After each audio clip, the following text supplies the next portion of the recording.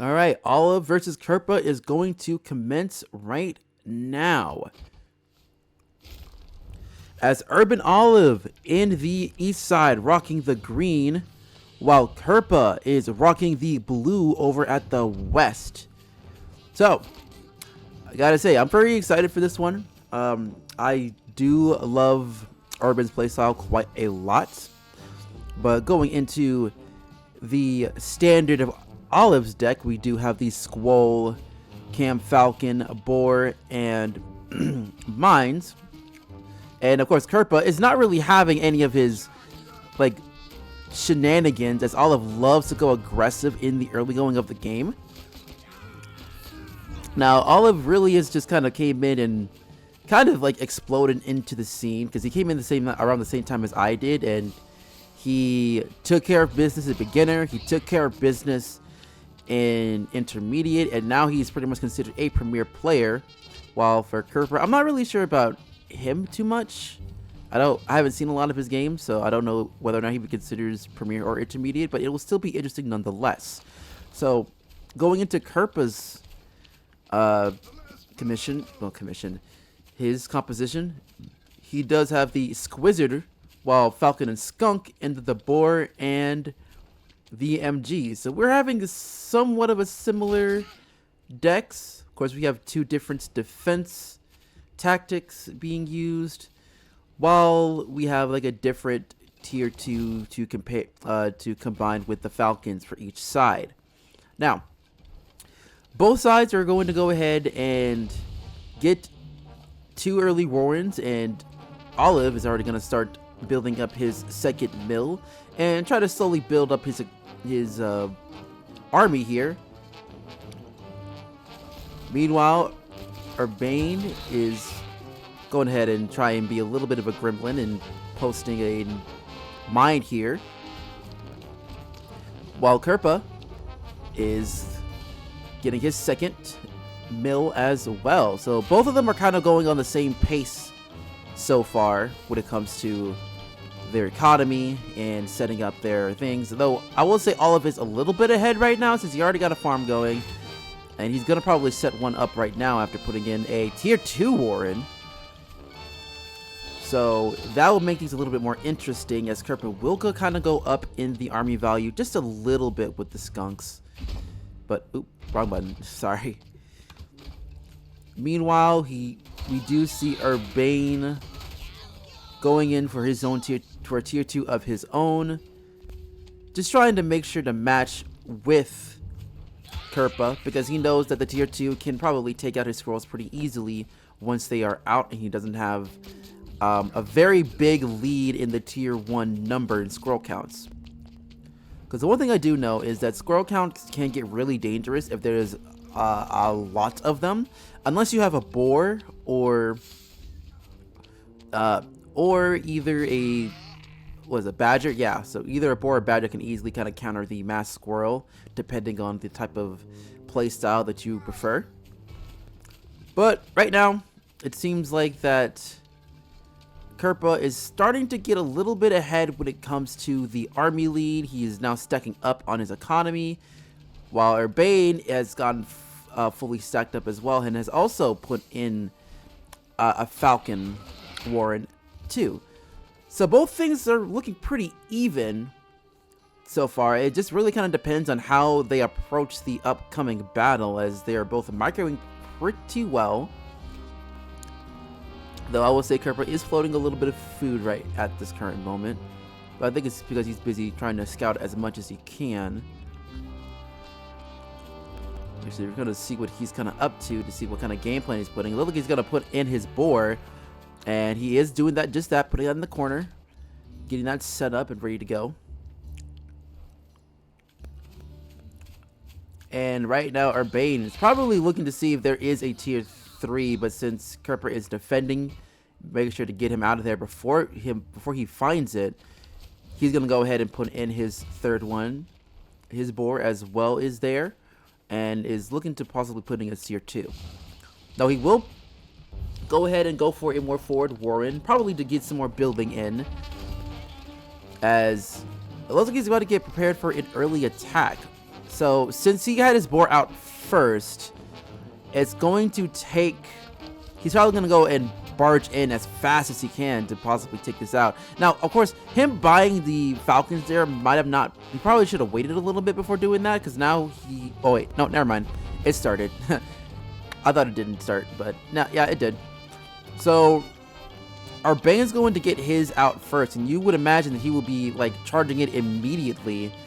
And it'll be a debate whether or not if Kerpa's boar is going to come out just in time for this fight, but I don't think it will be the case, as now Urbane is coming as he goes over and try and mow down most of his things. We'll see how this game goes. He needs to stall just enough to be able to get his boar out. His boar has just come out, but it might be too little too late here, as a majority of Kerpa's army has now gone the wayside. And there goes the boar for Kerpa, and that's going to be game one, going over to Urbane. So a great, excellent start, and it's just really the big thing is Urbane having the easier flow in that first game, having the ability to go ahead and be a little cheesy at the beginning and maybe just try and take advantage of the little extra time and economy to go ahead and build a nice, decent army. And really, it's just the fact that he had his boar out first, and that boar really showed to be a huge get for Urbane, as he's able to take the first game just close to 6 minutes left. Well, so that will be game one, going over to Urbane. So now we'll see if Kerpa can respond after game two.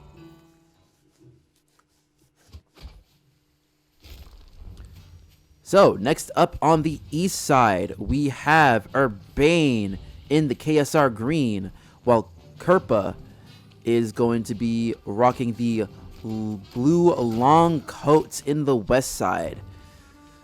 So Kerpa has switched it up when it comes to his composition, while Urbane will be staying on his Reliant olive comp. Meanwhile, for Kerpa, we see that his tier 3 is going to be the fox this time, and is going to have a pigeon as well. So he's going to be primarily using the squirrel as his tier 1. He does have a squirrel warren out, just in case Urbane wants to go ahead and be cheesy, but it's not looking to be the case. So both players are looking at a 5 farm, 1 warren start. But obviously Kerpa is going to go ahead and load up and try and get as much of his economy going as they can.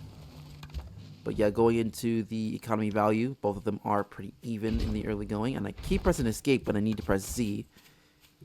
Pressing all the wrong buttons. Yeah, so far both of them are kind of on the same pace. I know that Kerpa probably put that up there because Olive is very well known to be aggressive with his mole play. He loves using his moles. But this time it's just going to be a little bit different here, as he tries to go for a nice, decent, slower pace. So now Urbane does pick up a second mill, which, to be honest, looking at the map here, you could definitely say when it comes to mill accessibility, Urbane has the advantage, with the fact that he has this one he just collected, this one up front, and kind of a pocket mill as well. Actually, can anyone get to that one? Oh, yeah, I can. As you can see in the map right here, there is a little bit of a space for Urbane to collect that one, while there really isn't much one for Kerpa. So Kerpa's only one is his 1 pocket size, and the one over here to the left that could be forward too. So nowhere near as much of a mill availability compared to the 2. So now going back to the game itself, Urbane going really massive tier 1, as he does get 12 squirrels and a mole. But Kerpa could easily counter that, while he does have less of a tier 1 count here. Those camps can get pretty dangerous pretty fast if they're not careful, because they can take out moles any day of the week. Meanwhile, for Meanwhile, for Urbane, he may consider putting a tier 2, which he does do that with the Falcons going down. And of course, he's continuing to add more Falcons. And now he's starting to put in the mines here. So obviously Kerpa sees it, so now he knows that he does have some mines to be dealt with. And now Urbane doing his scouting. And of course, I'm assuming that Kerpa has done that as well.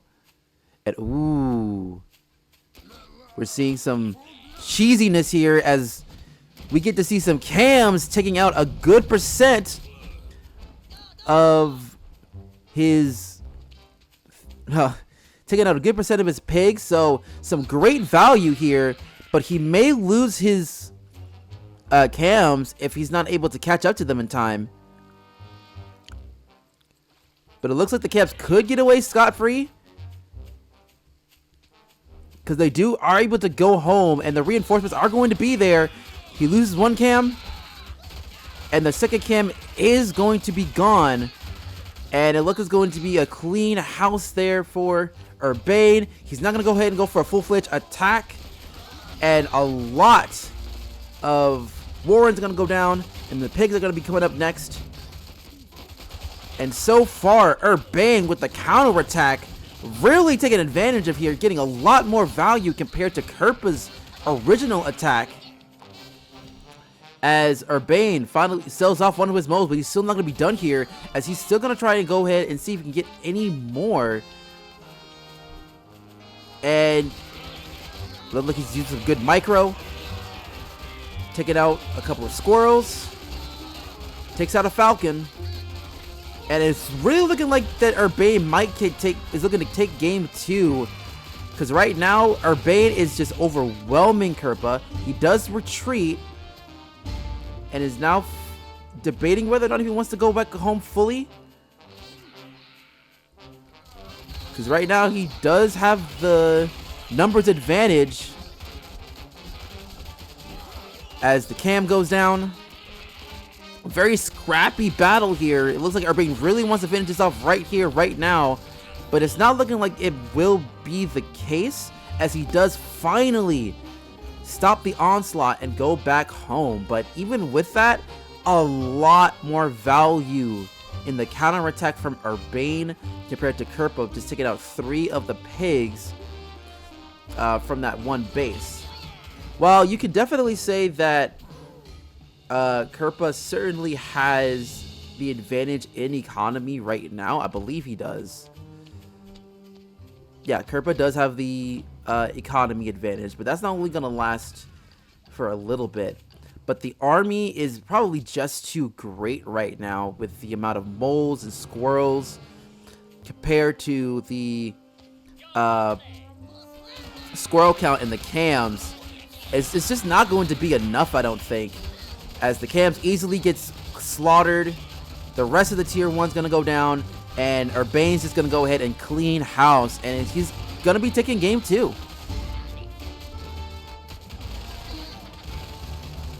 All the pigs are going to go down, and even though he is retreating, it looks like Kerpa still wants to say that he's down, but he's not out at the moment. But I would pretty much assume that he would try and sell Warren, but it's not looking like to be the case. Yep, he does sell the cams, and he is looking to probably just go heavily reliant on the squirrel count. But the problem is the fact that the Falcons really don't have anything that counters them. Yes, the squirrel count can be massive, but he really needs to have like probably a good 20 to 30 squirrels to really counter this composition that Urbane is rocking right now. But with the fact that he has very few food, not a lot to really kind of give for him, he's just sitting and waiting, trying to get the max amount of squirrels that he can. But Urbane is just probably can easily just walk right in and really truly finish him off, because Kerpa is at the risk of also being out of food if he's not too careful, because he could easily starve out in this game. And that mine's going to take a little bit of damage to the few squirrels that he has. Like, every squirrel counts, And every time he loses one, there's a much more of a bigger chance of him ending up losing this game. And now here comes the battle that's commencing, and as I said, he loses already, just nearly wiped out his entirety in a second. And Urbane will take game 2 of this matchup. So yeah, that counterattack was really the biggest game changer right there. After that initial counterattack to the surprise cams to take out those pigs, Urbane was able to just go ahead and use a much more superior composition to pretty much take out a whole bunch of Warrens and a whole bunch of pigs, which really kind of sealed the deal there after that matchup. So that's game number 2 going over to Urbane.